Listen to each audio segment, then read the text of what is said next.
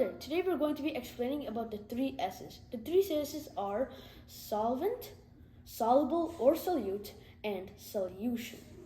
Let's start off by explaining the definition of each word. So first we're going to be looking at soluble or solute. Soluble is basically the substance that's going to be dissolved in another substance. Next, we're going to be talking about solvent. Solvent is the dissolving substance. And then solution. Solution is basically the soluble and the solvent combined together. For example, for solvents we're going to be using water. If I take the sugar and pour it in the water, it will dissolve, right? So when these two combine with each other, it is equal to a solution. We call it a solution. Now you might be wondering, what does this mean, insoluble? Insoluble basically means that whenever I pour a substance into the water, I will be able to separate the substance out, and also I can remove the substance from the water away. This is called insoluble. Now let's go and pour each substance that we have, or the soluble. In this case, we're going to be pouring it into the solvent, which here is water. Water is a universal solvent. So let's pour the sugar inside the water. Okay, I've done that. Now we're going to be using our spoon and we're going to be mixing it.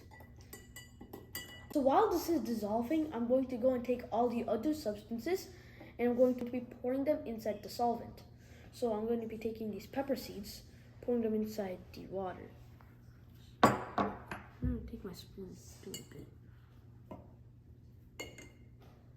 Okay, I'm going to let that sit and rest. I'm going to take my salt. And then I'm going to be using my spoon, and then salt is a bit more slower to dissolve than sugar. So now I'm going to be using honey. So a lot of you guys might get confused, but is honey a soluble? Yeah, actually it is. If you rub really hard, it is. It will be able to mix in the water.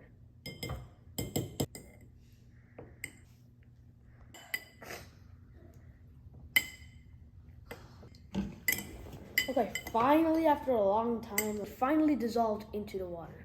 So as you see, for the sugar, it actually dissolved. It's now sugar water. If we look at the pepper seeds though, it did mix with the water, but it didn't dissolve in it. Plus, I can go take my hand out and I can take the pepper seeds outside. So that means the pepper seeds are insoluble. Let's look at the salt. Turns out the salt too also dissolved. And the honey also dissolved too with the water. This time we just changed the color of the water, but that does not matter. So as you can see, all of these are solutions. However, this is an insoluble. The reason why it's an insoluble is because I could take the pepper seeds out of the liquid right now, and also it didn't really mix. It mixed with the water, but the pepper seeds are still there and did not dissolve in the water, making it insoluble. However, the rest are soluble, and the solvent we used is water because water is a universal solvent. And the honey, it did, the color changed, but the water color changed, but that doesn't matter because all that cares is that if I can get the honey out of the water right now, which right now I don't think I could do it. Same thing with the salt. I cannot just get the salt out like that, and same thing with sugar too. However, I can get the pepper seeds out because it is showing up right now.